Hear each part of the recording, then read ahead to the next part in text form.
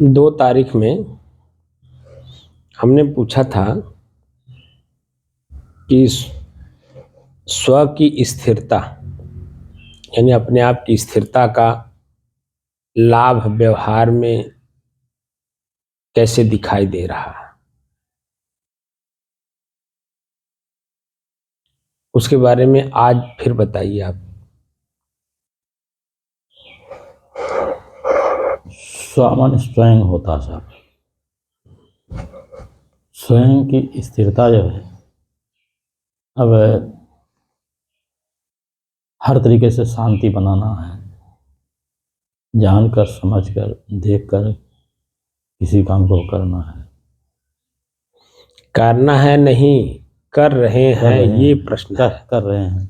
हाँ, तो कैसे कर रहे हैं? क्योंकि बच्चे गलती करेंगे ही, तो अब देख करके अवॉइड करते हैं साहब उसको। मैंने उस दिन क्या कहा था? अब बता दे कि बच्चे हैं, गलती करेंगे, उसको जानकर समझकर उनको समझा अच्छा, देना। मैंने आपसे ये भी कहा था कि जो वीडियो बन जा रही है जी, जिसे बच्चे एक ही शब्द को रटते हैं तो वो जीवन भर उनके दिमाग में रहता है। हम लोग भी रटे हैं, जी जी। क ख ग घ ङ च छ ज ञ, दो के दो, दो दूनी 4, दो तिया 6, दो चौक 8, दो पंच 10, दो छक 12, ये सब रटा गया है ना। जी। तो वो अभी देखिए, रटा हुआ चीज दिमाग में भी है, जबान पे भी है और अपने आप चल भी रहा है। जी। तो हमने कहा था कि इस वीडियो को एक बार नहीं, 2 बार, 2 बार नहीं, 3 बार, उसके बाद भी सुनते रहिए। तो आप तो सुनते नहीं होंगे। नहीं सुनते नहीं आपके। वो तो मेरे सामने आप कह रहे हैं ना।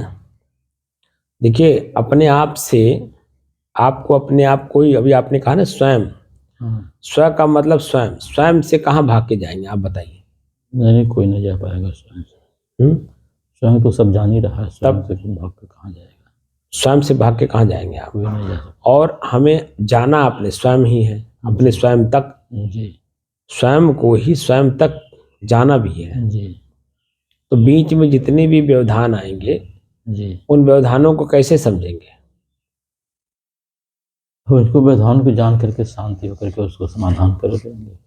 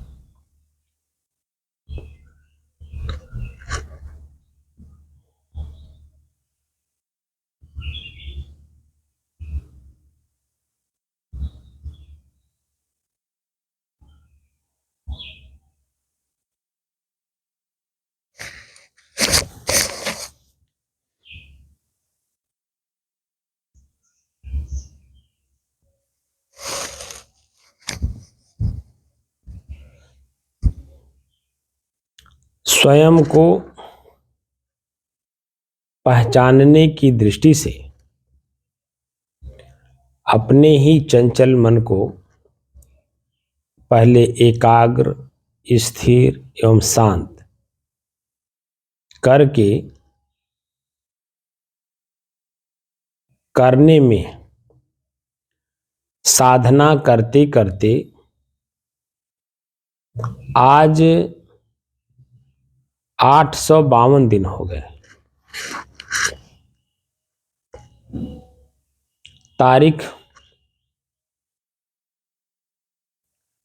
8 मार्च सन 2024, दिन शुक्रवार, प्रातः काल का समय।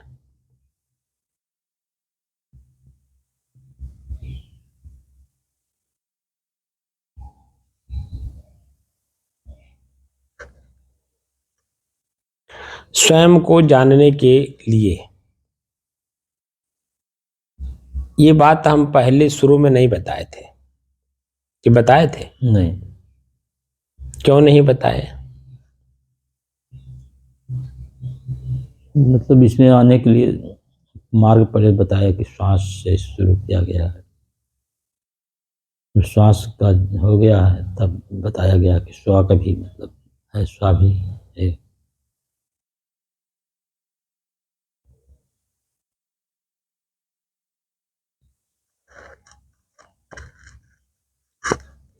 अगर ये बात मैं स्वयं पहले ही बता देता, स्वयं को जानना है, जी। तो आपके मन के अंदर में जो जिज्ञासा है वो वहीं समाप्त हो जाती। जी। तो जो साधन है आपको अपने तक पहुंचने का, उसका उपयोग नहीं करते आप। जी। और जब तक साधन का उपयोग आप नहीं करेंगे, साधन नहीं मिलेगा, तब तक अपनी मंजिल पे कैसे जाएंगे? जी। कई उदाहरण दे दे करके मैं समझाने का प्रयास करता हूं, लेकिन आपकी मनोवृत्ति है कि नीचे से ऊपर उठती ही नहीं। और इसलिए नहीं उठती है क्योंकि पहली बार सुनती है। तो जो पहली बार सुना जाता है, रटा क्यों जाता है? उसको स्थिर करने के लिए। बार बार सुना क्यों जाता है? उसी शब्द को अपने अंदर में, हृदय में स्थिर करने के लिए। जैसे भजन, मान लीजिए किसी का भजन बड़ा अच्छा लग रहा है, संगीत में वो भजन गा रहे हैं, चदरिया झीनी रे झीनी, चदरिया झीनी रे झीनी।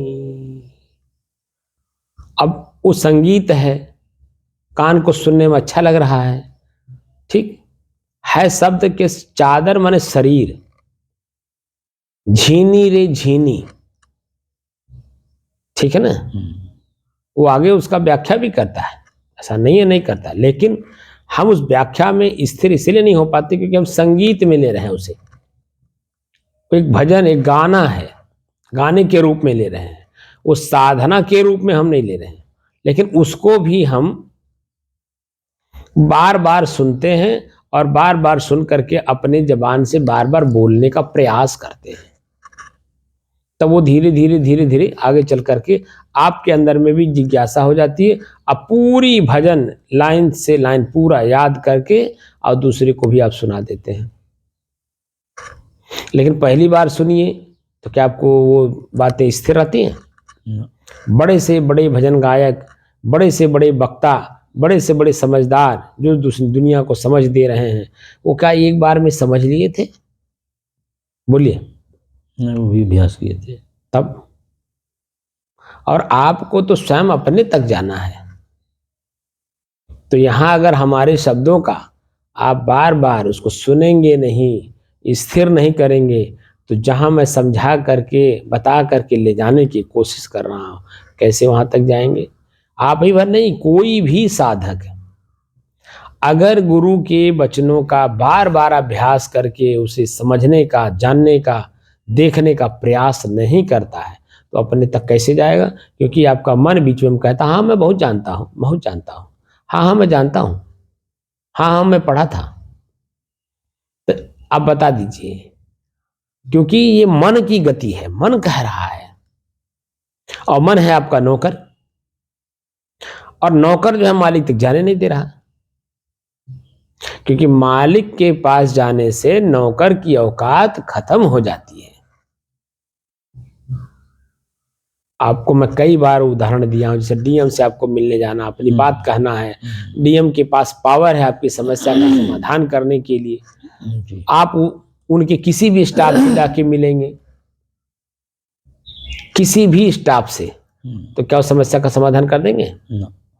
समस्या, आपकी समस्या का समाधान करने के सक्षम सिर्फ जिलाधिकारी हैं, क्योंकि वो जिले के अधिकारी हैं, किसी भी समस्या का समाधान कर सकते हैं। और आप चले जा रहे हैं कि उनके किसी अन्य स्टाफ के पास, वो बेचारे जितना उनके पास पावर है उतने तो करेंगे, उसके आगे नहीं कुछ कर सकते। अब आप अपने जिलाधिकारी से मिल ही नहीं पा रहे हैं, स्टाफ से जाके मिल रहे हैं, और उसी को सत्य मान के घर लौट रहे हैं। अब क्या सच्चाई है, आपका काम हुआ कि नहीं हुआ, आप उसी पे आके फिर बैठ गए। क्योंकि उसी जगह पे एक शब्द और भी चलता है, पैरवी करना। अगर आप पैरवी नहीं करते हैं, बार बार नहीं जाते हैं वहां, तो आपका काम होने लायक भी होगा तो नहीं होगा, क्योंकि वो फाइल बन करके दबी पड़ी रह जाएगी। वही हाल हमारा आपका है। हम जो बात बताते हैं उस बात पे अमल तब तक नहीं होगा जब तक बार बार हमारे चित्त में वो स्थिर नहीं होगा। क्योंकि मैं आपकी अपनी ही बात बोलता हूं, मैं कोई अलग बात नहीं बोलता। आपको करना क्या है, क्योंकि अपने तक जाना है। अपने तक जाने के कार्य अलग होते हैं। उसी शरीर में हमें रहना भी होता है, उसी आंख से देखना भी होता है, उसी कान से सुनना भी होता है। और वही कान पहले भी सुन रहा था, वही आंख पहले भी देख रहा था, वही पैर पहले भी चल रहा था। लेकिन इस तरह का जानकारी, ज्ञान माने जानकारी होने के बाद, और वह भी आपको प्रज्ञा जगाया जा रहा है, अभ्यास कराया जा रहा है, उसके बाद भी अगर आप पहले ही जैसे रह जाएं, तो पहले में और उसके अभ्यास करने में अंतर क्या दिखाई दिया? अंतर दिखना चाहिए। क्या दिखना चाहिए? हम जिस बच्चे को वो हम साधना के पहले डांट रहे थे, वो दूसरे भाव से डांट रहे थे, पुत्र समझकर, अपना समझकर। अब उनको डांटना है दुश्मन मानकर, क्योंकि मोह खत्म करना है, उनको अपने कर्तव्य का अनुभव कराना है। तो डांटने के साथ साथ जिस समय में आप डांट रहे हैं उस समय तो कुछ नहीं बोलना है, लेकिन उसके आधे घंटे बाद बुला करके समझाना भी है, बताना भी है, कराना भी है।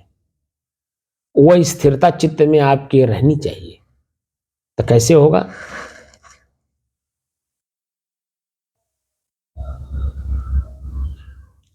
मन में स्थिर करने की बात कर रहा हूं। एकदम स्थिर रहना चाहिए, 24 घंटा स्थिर रहना चाहिए।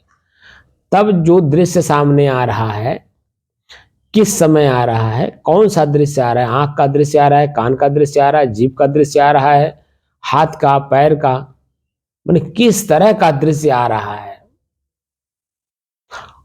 और वह दृश्य कुछ हमारे पास लेने आ रहा है, कुछ अपना देने आ रहा है, तो उसका हमें चाहिए कि नहीं चाहिए, ये हमें अनुभव होना, मतलब ज्ञान होना चाहिए स्वयं में। क्योंकि वो दृश्य हमें आसक्ति देता है, मोह देता है, क्रोध देता है, लोभ देता है, काम वासना देता है, ईर्ष्या देता है, द्वेष देता है, जलन देता है, अंदर अंदर परेशान करता है, पीड़ित करता है। क्या ये दृश्य हमें चाहिए? अगर ये दृश्य चाहिए तो इस ज्ञान का कोई मतलब नहीं। जो विकल्प में विकल्प बताया जा रहा है,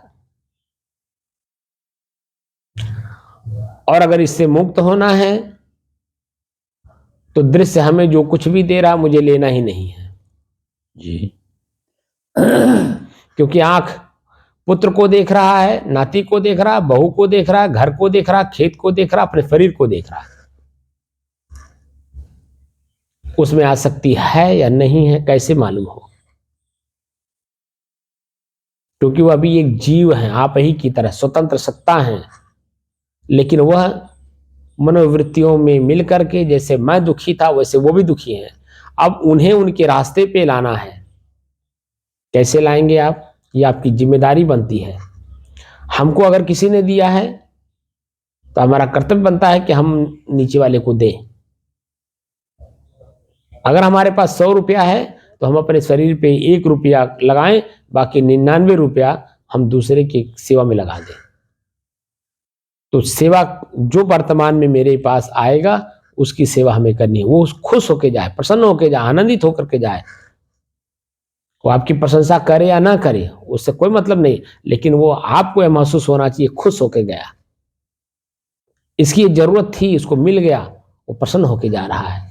तो आप जब साधना में बैठेंगे तो दो चीजें होंगी। एक, व्यवहारिक तौर पे आपका मन भयभीत नहीं होगा, दुखी नहीं होगा, उसमें पश्चाताप नहीं करेगा, बार बार वही दृश्य आपके सामने उभारेगा नहीं। दूसरा, आपके कार्य में किसी प्रकार का हस्तक्षेप नहीं होगा और चित्त एकदम निर्मल, प्रसन्नचित, आनंदित और अंत में शांत, क्योंकि आनंद भी नहीं रहेगा वहां। क्योंकि आनंद, सुख और प्रसन्नता भी एक दृश्य है जी। वह हमें अपने में लपेटे में ले रहा है। ना मैं आनंद हूं ना मैं दुख हूं, मैं दोनों के मध्य का एकदम स्थिर और शांत हूं। ये मैं बार बार कह रहा हूं जी। लेकिन बार बार कहने के बाद भी अभी अभी आपके अंदर में बदलाव नहीं आ रहा, क्योंकि चेतना में नहीं है। चेतना में रह करके हम अपने दृश्य को नहीं देख रहे हैं। तो व्यवहार को कैसे आप करेंगे? उसी व्यवहार में फिर उलझ जाते हैं, क्योंकि ये जो हम समझाते हैं 2 घंटे, और जैसे बाहर इस कमरे से हुए तो वो जो आपकी मनोवृत्ति है वो पहले हावी जो रहती है वो हावी हो जाती है। इसीलिए हमारे महापुरुष, पूर्व के धन्य हैं वो लोग, जैसे हमारे महात्मा बुद्ध, और उन लोगों को तो मैं नहीं जानता हूं वो लोग कराए हैं या नहीं कराए हैं, लेकिन महात्मा बुद्ध वो 10 दिन का, स्वयं अपने ही समय में उन्होंने 10 दिन का अपने पास रख करके अभ्यास करा के अनुभव कराते थे कि स्व को जानो। तो उस समय में पाली भाषा चल रहा था। आम आदमी को, आम जनता को उनके अपने आप का एहसास कराने के लिए 10 दिन अपने पास रख करके उसको बोलते हैं विपश्चना। तो विपश्यति एक शब्द है, पश्यति मीन्स होता है देखना, और बी विशेषण लगाया है, वो संस्कृत का शब्द है विपश्यति, यानी विशेष प्रकार से दृश्य को देखना। जैसे श्वास क्या है? एक दृश्य है। हमने विशेष प्रकार से देखने की क्षमता बढ़ाई कि नहीं? जी जी। श्वास तो सब लोग ले रहे हैं, लेकिन अपने ही श्वास में हमें ठंड, गर्म, शीतल, सुगंध, दुर्गंध, सामान्य क्या स्वयं अनुभव करता है? और उस दृश्य के अलावा अपने को अलग समझता है? वो जो दृश्य है, सुगंध, दुर्गंध, वो क्या हमसे अलग है? उसको समझ में आती है? नाक सिकोड़ता है, वहां से भागता है, नाक पर कपड़े रखने की कोशिश करता है, या कपड़ा रख करके वहां से वो दृश्य पार करता है। आंख कचरा देखता है तो मुंह बिचकाते हुए जल्दी से भागने की कोशिश करता है। और जहां आंख को बड़ा आनंद मिलता है वह दृश्य बार बार देखता है, जैसे नौटंकी नाच, जैसे फिल्म, ऐसे आदि आदि आदि। ये मन मस्तिष्क उसी से बनता है, दृश्य जैसा सामने बने, और हम उसके दृष्टा हैं, देखने वाले, उपभोग करने वाले, उसी में मिल जाते हैं।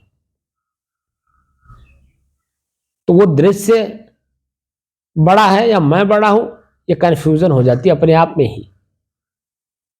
तो जो फिल्म देखे रहता है उसी दृश्य को बार बार उकेरता है अपने मन मस्तिष्क में। जैसे मैंने बहुतों को देखा है, पिक्चर जब देख करके आते हैं, पहले हॉल था, हॉल में बड़ा पिक्चर जाके देखते थे, तो वो उनके दिमाग में वही बात बार बार रहती थी, अरे आज तो गब्बर सिंह ने बड़ा कमाल कर दिया भाई, जो कि वो पिक्चर है, बनाया हुआ है। अब वो आंख से देखा और उसकी आवाज कान से सुना। अब वो बाहर निकल करके भी अपने मित्रों से उसी की चर्चा करता है, जो कि सिर्फ वो मनोरंजन है।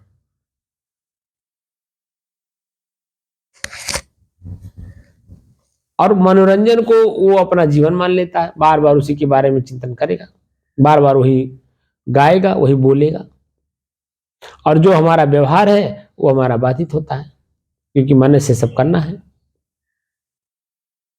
अब मनोरंजन क्या है? मनोरंजन के बारे में भी मैंने बताया था, शायद आपको याद है या नहीं।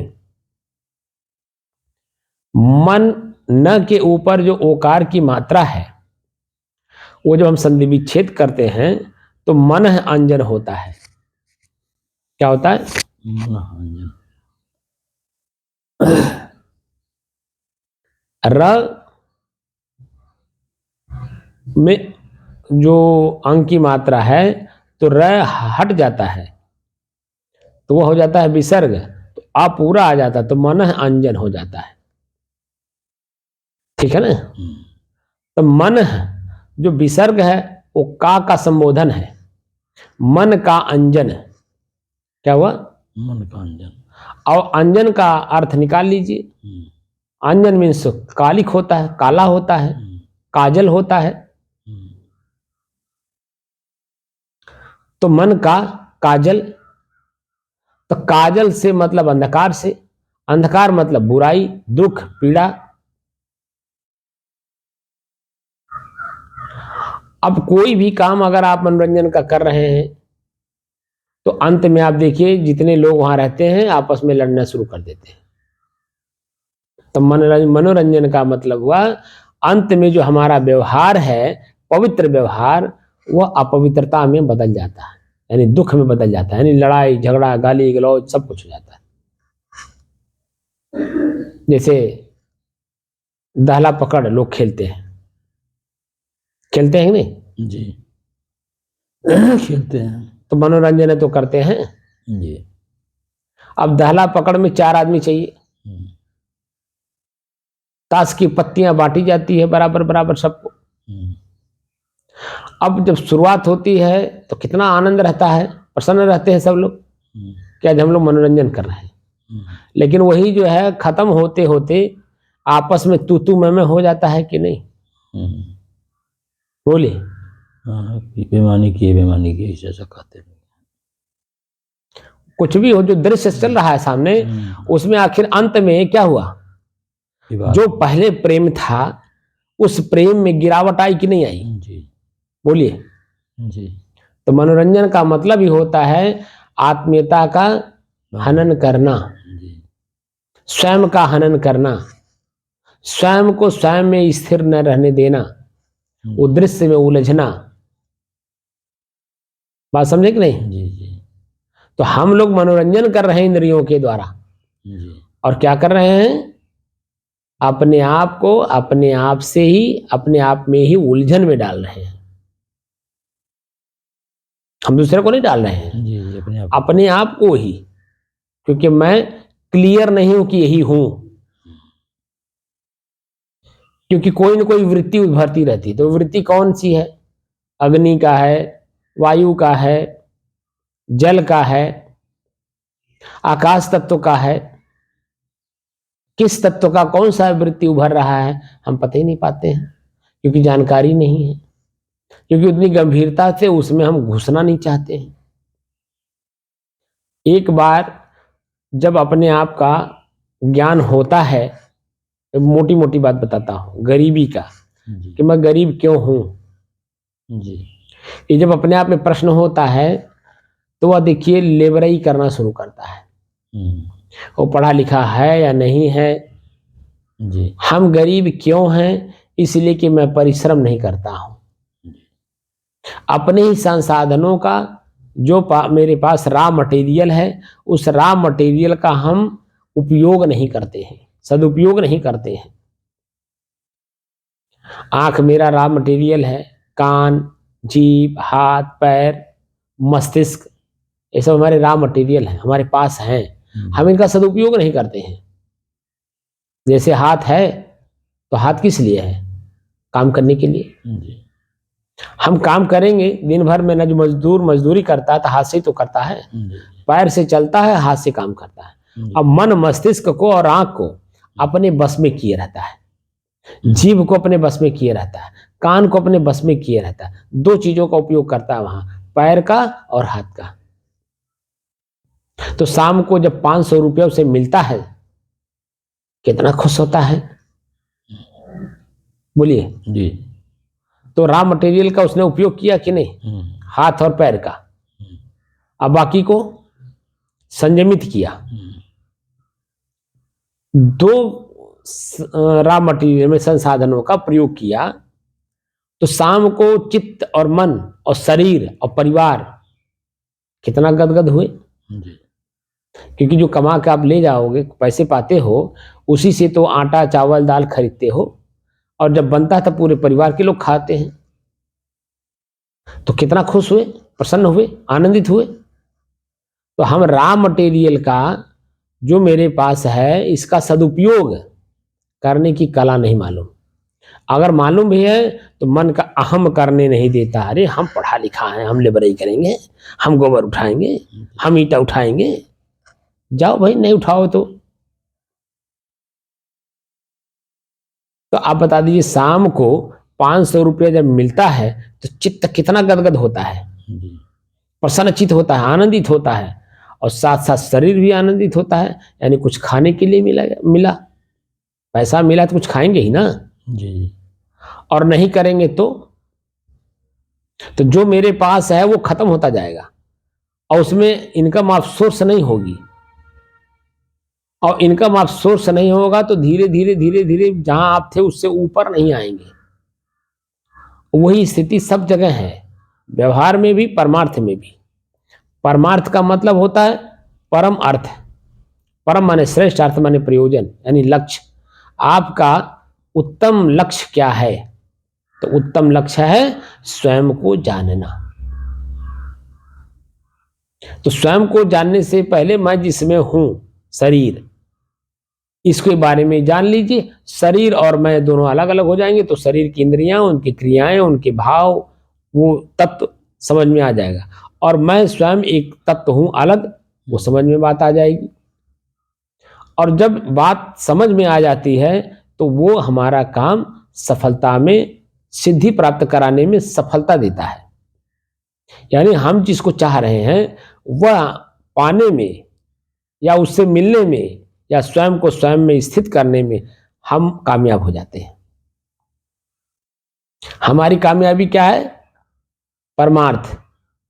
परमार्थ का मतलब हमने बताया ना, परम माने श्रेष्ठ, उत्तम, जी। अर्थ माने लक्ष्य, प्रयोजन। हमारा लक्ष्य क्या है? उत्तम प्रयोजन, स्वयं को जानना।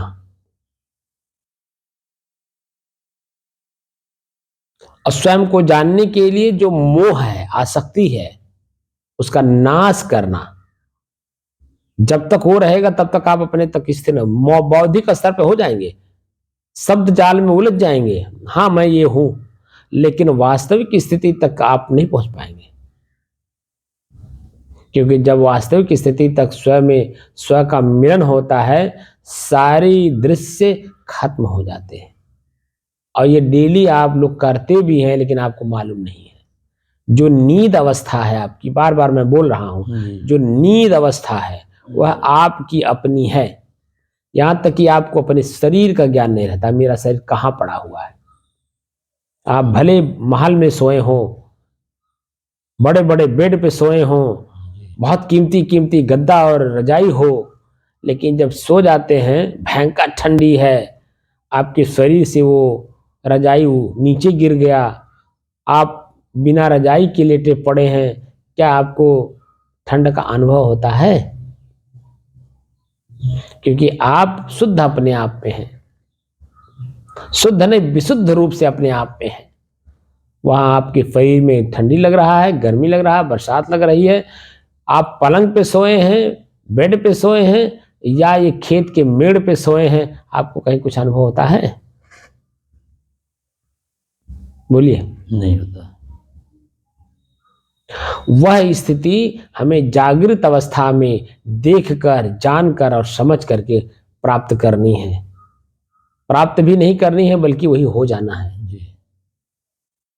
मैं यही बात बार बार कह रहा हूं, ये जो दृश्य हैं, ये दृश्य ही हमें उलझा रहे हैं। जी।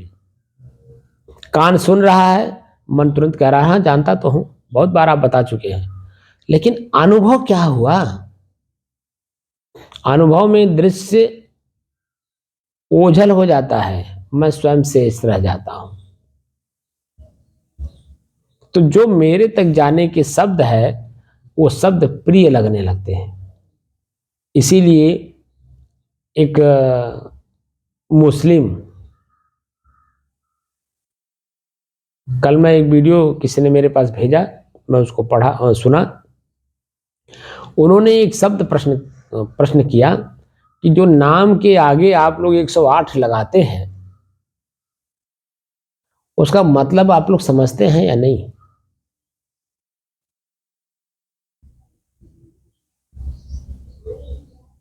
मौलवी थे जी। और वो हमारे गीता का, रामायण का, उपनिषद का, पुराणों का पूर्ण ज्ञाता। समझ रहे हैं जी। वो व्यक्ति प्रश्न कर रहा है, डिबेट हो रहा था। उस डिबेट में अन्य लोगों से पूछ रहा था, हमारे हिंदू भाइयों से कह रहा था आप लोग 108 के बारे में जानते हैं। सब एकदम मौन। उन्होंने कहा कि 108 उपनिषद हैं, 108 उपनिषद।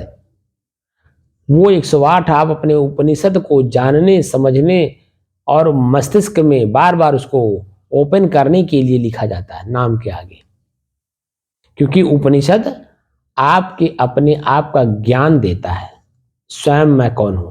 क्योंकि एक उपनिषद में स्पष्ट लिखा है, आत्मा वा अरे द्रष्टव्य, श्रोतव्य, मंतव्य, निधिध्यास्तव्य। अब बताइए, इसी का पूरा व्याख्या 108 उपनिषद हमें स्वयं को जानने के लिए लिखे गए हैं। और हमारे ऋषि ही लिखे हैं, इसलिए 108 दाने का माला बनता है। वो तो आपके मन की गति को आपको पकड़ने के लिए बताया गया ना, लेकिन वास्तविक स्थिति 108 का यही होता है। 108 उपनिषद हैं जो आपको अपने तक पहुंचाने में सफल हैं। उसमें से कोई एक ग्रंथ आप ले लीजिए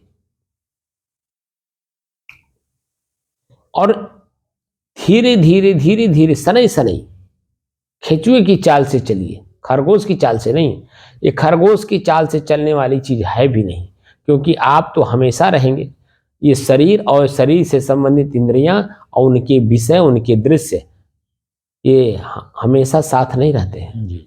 लेकिन आप तो अपने आप से कभी अलग होते हैं क्या? तो इसलिए ये सनई सनई चलने वाली चीज है, क्योंकि ये हमारा शरीर, हमारे शरीर की इंद्रियां और क्रियाएं और उनके विषय और भोग, ये हमें कब कहाँ किस लपेटे में ले लेंगे हमें खुद नहीं पता। इसीलिए स्थिरता एक शब्द आया है, स्थिरता। हमारे चित्त की स्थिरता होनी चाहिए, मन हमारा स्थिर होना चाहिए। हम कौन सा लक्ष्य उठाए हैं, कौन सा लक्ष्य बनाए हैं, हमें किस मंजिल पे जाना है, उसके बारे में बार बार सोचना, बार बार बोलना, बार बार उसी के बारे में दूसरे से सुनना, तब हम अपने मंजिल तक पहुंचने में कामयाब हो जाते हैं। तो हमें अध्यात्म में जाना है। तो अध्यात्म का मतलब मैंने बताया था ना, आदि धन आत्म। आदि अधूरा शब्द है, पूरा करेंगे तो 2 शब्द बनता है, अध्याय और अध्ययन। तो किस अध्याय का अध्ययन करना है, तो उसी में लिखा आत्म। अब आत्म को जान ले तो आत्म शब्द का 4 अर्थ होता है, स्व, स्वयं, मैं और निज। अर्थात स्वयं मैं कौन हूं, मैं स्वयं कौन हूं, यह अध्यात्म है।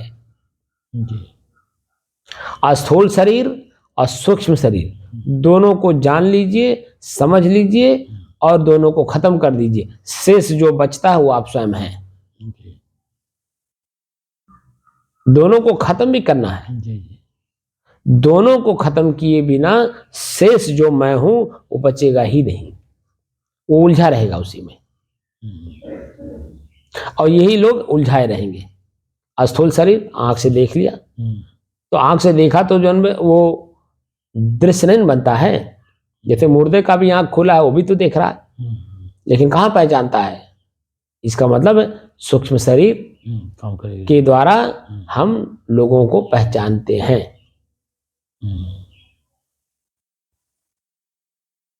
जब मैं नहीं तो सूक्ष्म शरीर नहीं जी।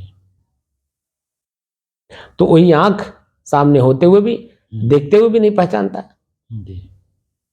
तो इसलिए दोनों को खत्म करिए और जानकारी में खत्म करिए, देखकर, जानकर और समझ करके अपने तक जाइए। इसीलिए कह रहा हूं, चेतना में रहिए।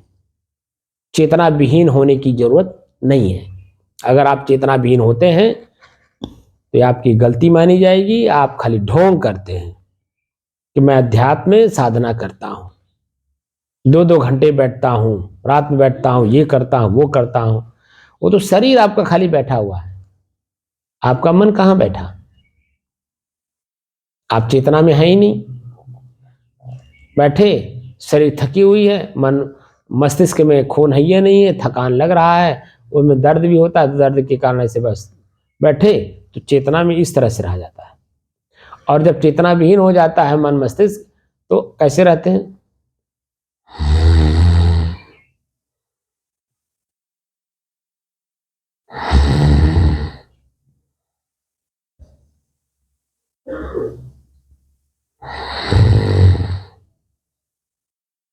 ये अवस्था और इस अवस्था में कितना फर्क है?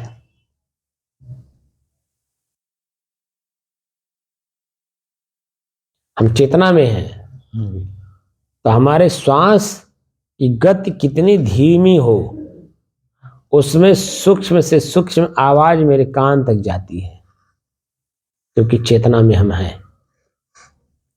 और हम चेतना में नहीं हैं तो मेरे ही नाक खूब जोर जोर से बजता है। बहुत लोगों से मैं पूछता हूँ, भैया आपका नाक तो बड़ा तेज बज रहा था, तो वो लोग हम ही को उल्टा बोल देते हैं, आपके नाक बज रही होगी और आप मुझे कह रहे हैं, क्योंकि वह चेतना नहीं है।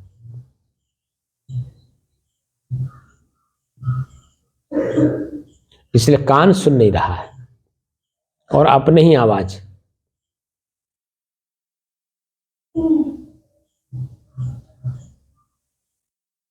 दो तारीख वाले में आप वीडियो देख लीजिएगा। जैसे ही मैं बोल के बंद हुआ हूं, ठीक है, मैं तो चेतना में हूं जी। आपके नाक की आवाज आ रही है। अब पूरे विश्व के लोग जो भी उस वीडियो को सुनेंगे वो तो मुझे समझेंगे कि इनकी नाक बज रही है।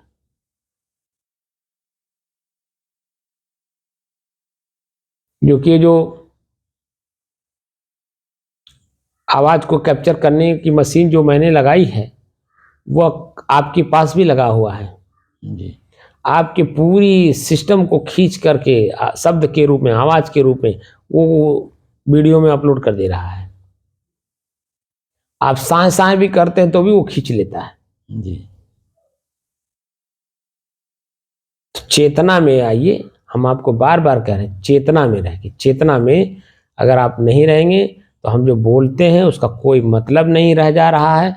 वो बस आ करके खाली आप यहाँ वो जो पूर्व के एटीट्यूड हैं, व्यवहार हैं, आप कहते थे ना कि जब मैं आता था घर पे तो पहले आकर के सो जाता था, अभी भी वो दिखाई दे रहा है कि आप यहाँ आते हैं तो आखिर बैठकर बस शरीर आपका बैठा हुआ है लेकिन आपका मन नहीं बैठा हुआ है, क्योंकि काम नहीं कर रहा है। काम करने वाला थकता है और जब थकता है तभी वो स्थिर होता है। तो हम काम नहीं अंदर से कर रहे हैं, यानी मनोवृत्तियों को देख नहीं रहे, दृष्टा भाव में नहीं देख रहे हैं, वो दृश्य में ही हम खो गए, अपने आप में ही खो गए, अपने ही इंद्रियों के विषयों में खो गए। शेष जो मैं बचता हूं उसका अनुभूति नहीं हो रही है। और जो कि मैंने शुरू में कहा था कि अपने श्वास को देखिए, वेदना और संवेदना के आधार पर देखिए, कहा था कि नहीं जी। तो वेदना माने कष्ट, जी। संवेदना मतलब सुख।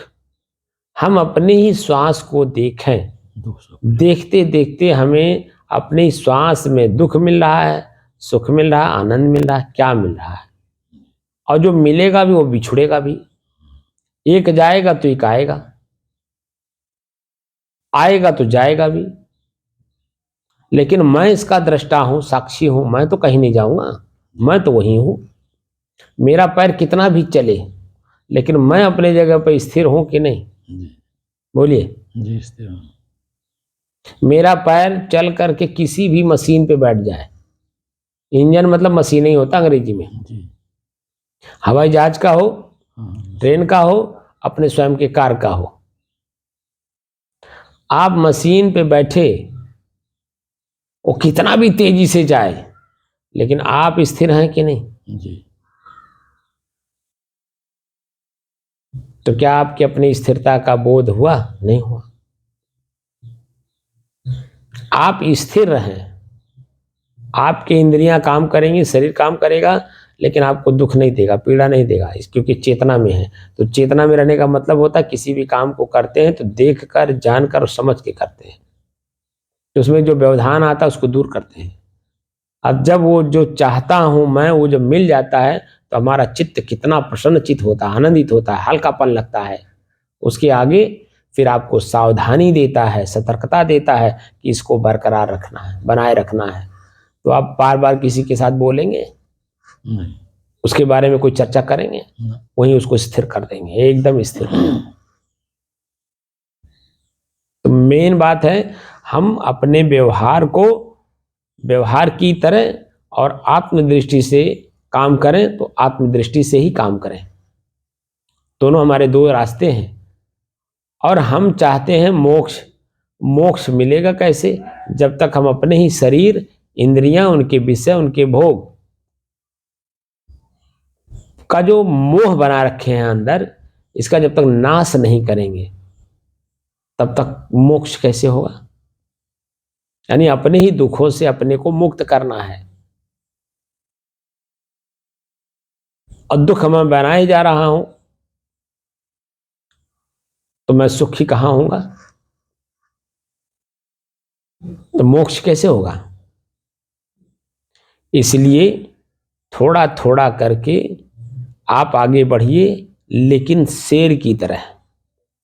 बताते हैं, मैं तो देखा नहीं हूं, बताते हैं कि शेर जब जंगल में चलता है तो 4 कदम चलता है तो रुक जाता है, तो पीछे भी देखता है, आगे तो देखता ही है, पीछे भी देखता है, दाएं भी देखता है, बाएं भी देखता है, ऊपर भी देखता है, नीचे भी देखता है, फिर 4 कदम चलता है। यानी वो एक जानवर होकर के कितनी समझदारी का काम करता है। और वहीं अन्य जानवर, कभी शेर का शिकार किसी को करते हुए आपने देखा है? शेर भले किसी का शिकार करता है, लेकिन शेर का कोई शिकार दूसरा नहीं करता है। क्यों? क्योंकि वो रुक रुक के चलता है, देख देख कर, जान जान कर, समझ समझ कर चलता है। तो आपके शरीर रूपी जंगल का राजा तो आप ही हैं। आप राजा कहना चाह रहे हैं? जी जी। तो आप अपने शरीर रूपी जंगल के राजा हैं कि नहीं? जी जी हैं। तो आपको रुक रुक करके चलना होगा कि नहीं, क्योंकि यही इंद्रियां आपको कब कहां फंसा देंगे कौन पता है। जी जी जी। तो रुक रुक करके मतलब क्या हुआ? अपने इंद्रियों को देखो, कौन इंद्रिय सक्रिय है? आंख सक्रिय है, कान सक्रिय है, जीभ सक्रिय है। यानी उसकी मांग क्या है, कौन मांग रहा है, किस तरह का दृश्य मांग रहा है, तो उसको देना है कि नहीं देना है। क्योंकि देंगे तो फंस जाएंगे, और नहीं देंगे तो बार बार पश्चाताप में डूबोएगा। बात समझ रहे हैं? जी। दोनों स्थितियां आपके लिए घातक है। देंगे तो फंसेंगे, क्योंकि क्रिया हो गई और वो स्थिर हो गया, और अगर नहीं दिए तो यही मन बार बार उस पर ले जाएगा, और यही मन ही आपको परेशान कर रहा है। आप ही को ने, पूरे विश्व को, हम सबको परेशान कर रहा है। शुद्ध जीव तो वो है जो ऋषि हैं, संत हैं, जो अपने ही मन इंद्रियों को अपने बस में करने में लगे हुए हैं। असली कमाई अगर कहिए तो संत लोग कर रहे हैं, मानव जीवन को सार्थक कर रहे हैं। जी सर। बाकी सभी लोग, संत के अलावा जितने भी लोग हैं, सब निरर्थक काम कर रहे हैं। क्योंकि अंत में, बुढ़ापा में सबका दिखाई दे रहा है, कोई कितना बड़ा विद्वान हो, कोई कितना बड़ा शरीर का शक्तिशाली हो, अंत में उसका अपना ही शरीर, अपने मस्तिष्क काम नहीं करता है। मैंने सबको देखा है।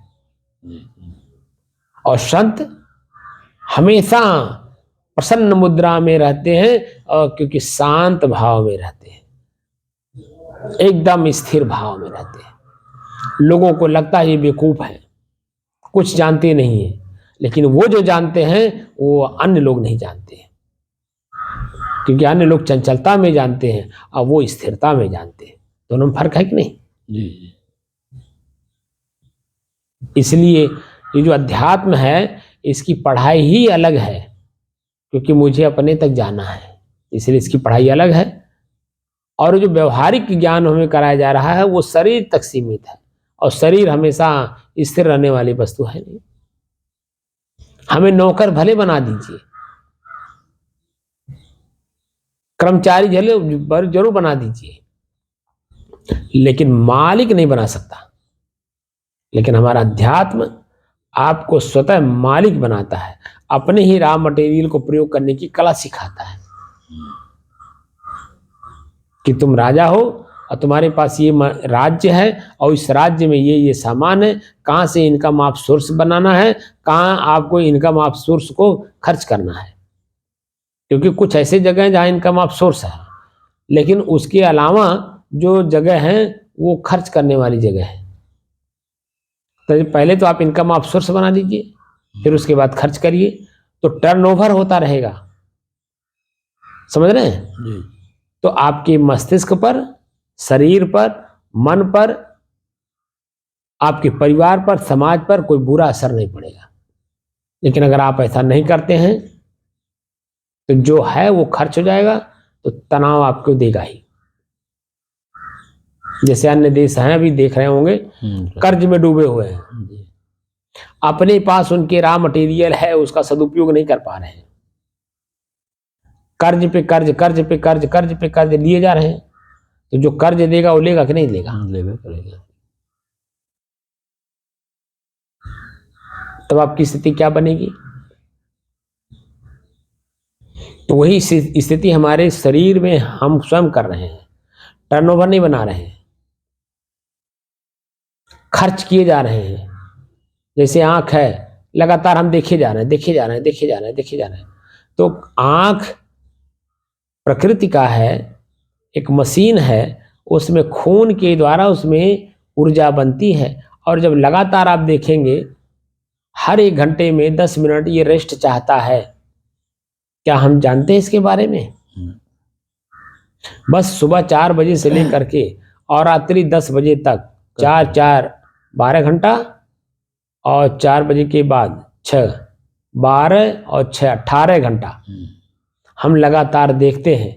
तो हमारे आँख के पीछे जो बारीक बारीक नसें हैं, उसमें जो खून है वो जल जाता है। थकान, दबाव, तनाव, खजुली, तमाम तरह के बार बार बीच बीच में हमें मिलता भी है, लेकिन अब फिर भी जो है नालायक हैं कि अपने ही चीज़ों को हम खुद खर्च करने में लगे हैं, और अंत में जा करके हाथ खड़ा कर देते हैं। तो जब अपने पास कुछ रहबा नहीं करेगा तो क्या करेंगे आप बताइए? आंख में जब खून रहेगा ही नहीं तो अपने आप आंख ढपने लगती है, और उसी में एक्सीडेंट होता है। बात समझ रहे हैं? ये सब चीजें अनुभव की हैं। व्यवहार, अब आप परमार्थ के बारे में जान गए तो व्यवहार भी जानिए। उसी व्यवहार में, उसी परिवार में, उसी समाज में आपको रहना है, उसी शरीर में रहना है, उसी शरीर के इंद्रियों को प्रयोग भी करना है, लेकिन मेरा मान के, मैं मान के नहीं। तो मेरा कर्तव्य क्या है, ये वहां आपको समझ में आ जाएगी बात। तो आंख से देखना तो कितना देखना है, कान से सुनना है तो कौन सा शब्द सुनना, कौन नहीं सुनना, जीभ से स्वाद लेना है क्योंकि पेट में भूख लगा है, तो भोजन हमें कितना लेना है, स्वादिष्ट है या नहीं। हमें तो सिर्फ भोजन देना शरीर को चलाने के लिए। शरीर ही मैं हूं, इसीलिए स्वाद ले लेके खाते हैं। शरीर मेरा है, अगर ऐसा अनुभव हो जाए, आभास हो जाए, तो क्या होगा?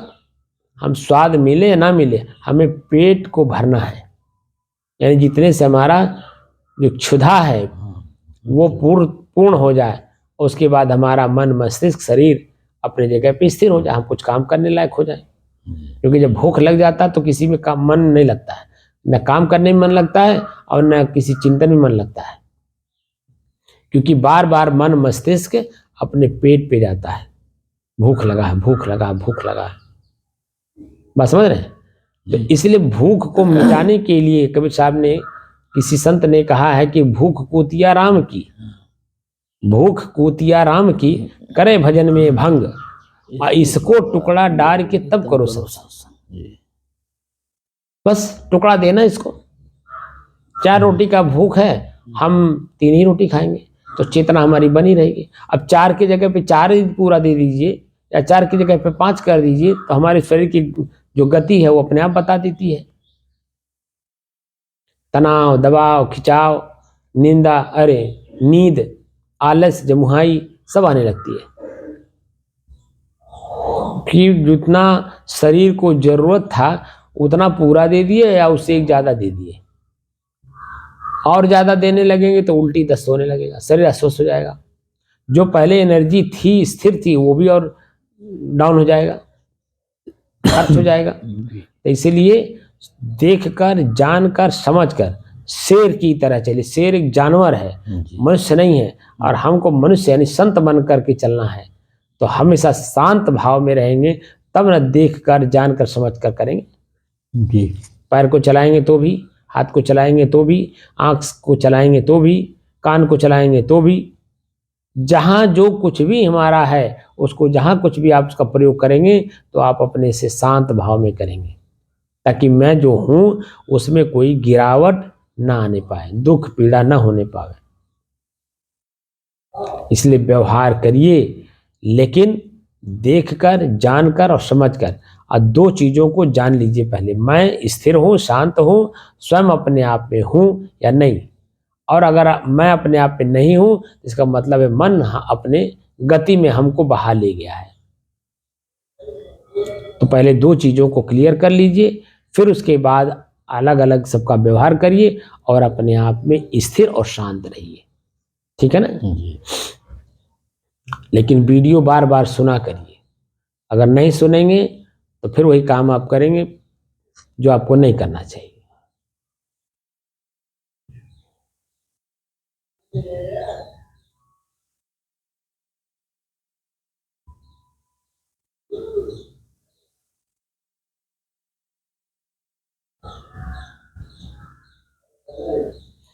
अच्छा, ये भी है कि जो चीज़ें हम बार बार सुनते हैं, बार बार देखते हैं, बार बार बोलते हैं, वो ज़्यादा प्रभावी हमारे ऊपर होता है। जी, अभ्यास हो जाता है धीरे धीरे। तो जो बाहर व्यवहार में हम बार बार देख चुके हैं, जी। सुन चुके हैं, वो बोल घटेगा, चुके हैं, वो कर घटेगा, चुके हैं, वो वो घटेगा। मेरे ऊपर ज़्यादा हावी है। जी। वर्तमान में मुझे शांत और स्थिर रहने ही नहीं देता, वही में अपने उलझन में उलझा रहता है। जी, भूत में। अब मुझे उनसे अपने को मुक्त करना है, तो मैं अपने शांत स्थिति को पहले समझ लूं, जान लूं और देख भी लूं। जी। उसके बाद जो उलझन है उसको हम खत्म करते रहें, तो मेरी स्थिरता और मजबूत होती जाएगी। समझ रहे हैं? जी।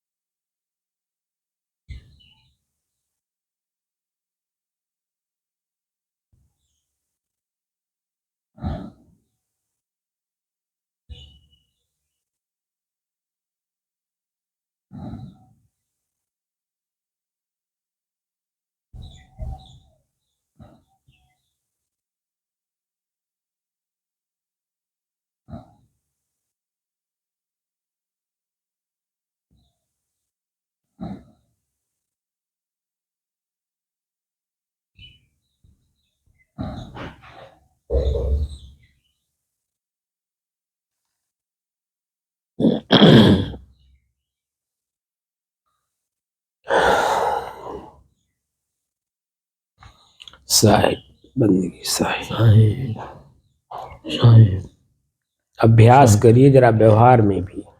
जी।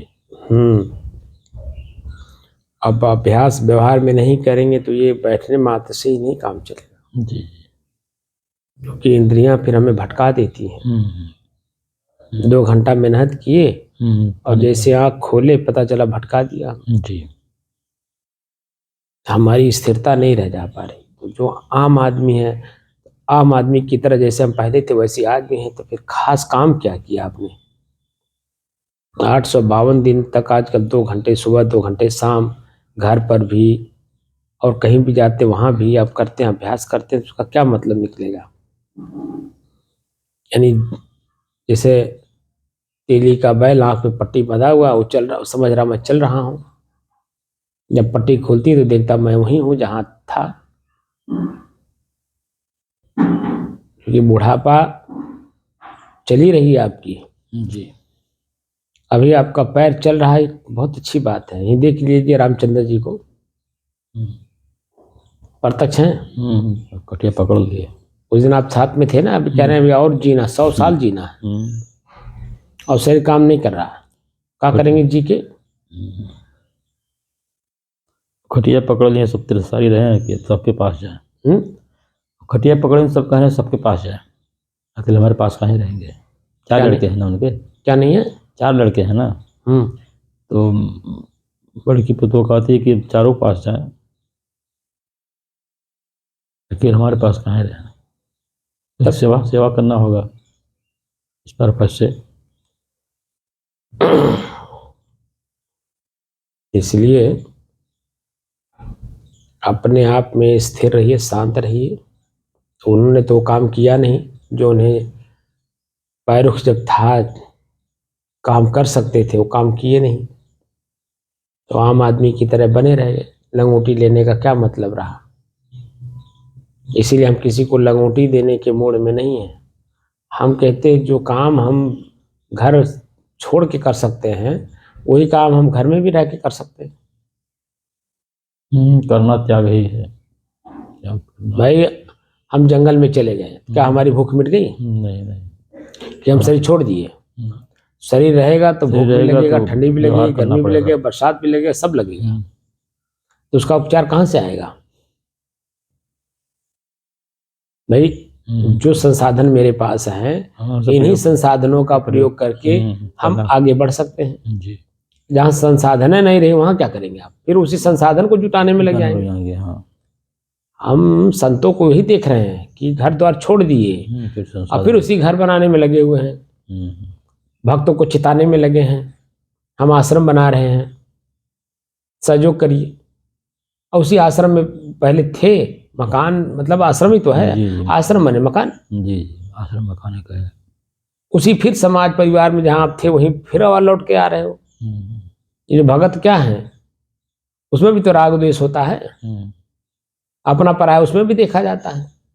तो जहां आप हो क्यों ना उसी का प्रयोग करो, क्यों ना उसी का प्रयोग करके आगे बढ़ो।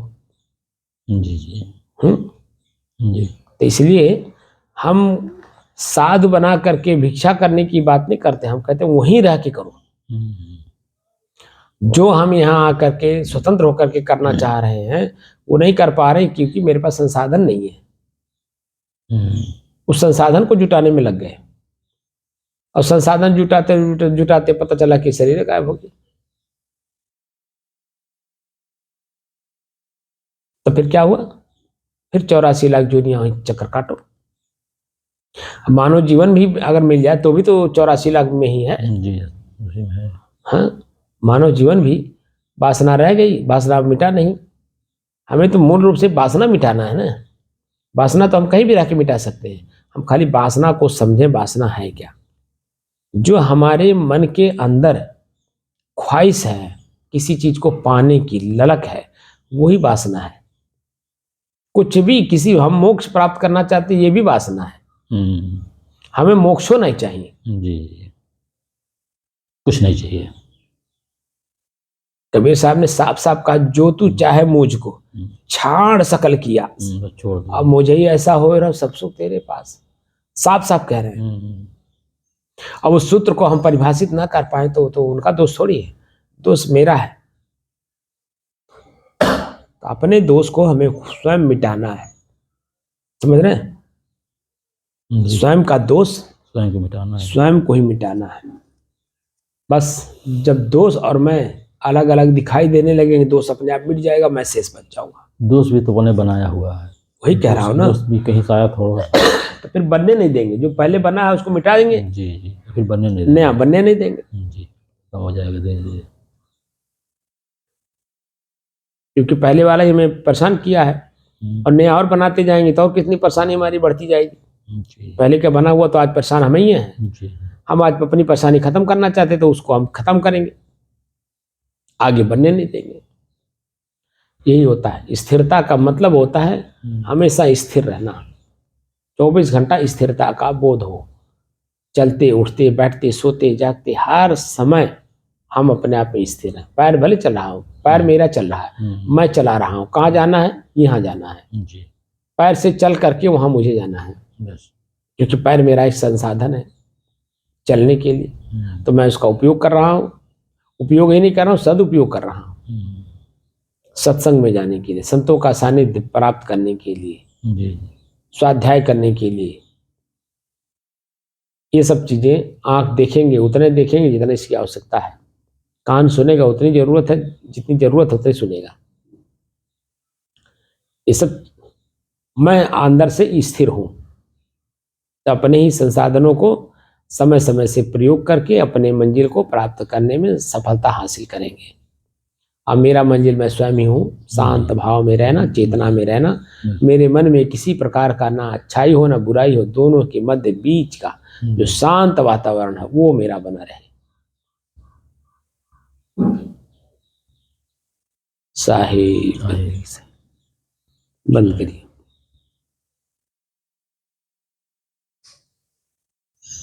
बीच में आपकी चेतना थोड़ी सी काम कर रही थी, लेकिन इस समय देख रहा हूं कि चेतना आपका फिर काम करना बंद कर दिया। तो आकर के फिर आपकी नाक बजने लगती है। नाक नहीं बजना चाहिए, इस बात का हमेशा ध्यान रखिए जी। क्योंकि जब हम चेतना में रहते हैं कितना हमारा सांस बहुत धीरे चले, लेकिन हमें कान तक आवाज जाती है। सांस हो जो भी जैसा भी चलता होगा वो कान तक आवाज जाती है। ये हमारी चेतना है। और उस चेतना में हमारे मन में कोई कल्पना न रहे, बस शांत भाव में रहेगी। चेतना रहेगी, क्रिया नहीं रहेगा जी, समझ रहे हैं? वही शांति है। हाँ, चेतना रहेगी, क्रिया नहीं रहेगी जी, शांति इसी को बनाए रखना है आपको। जी।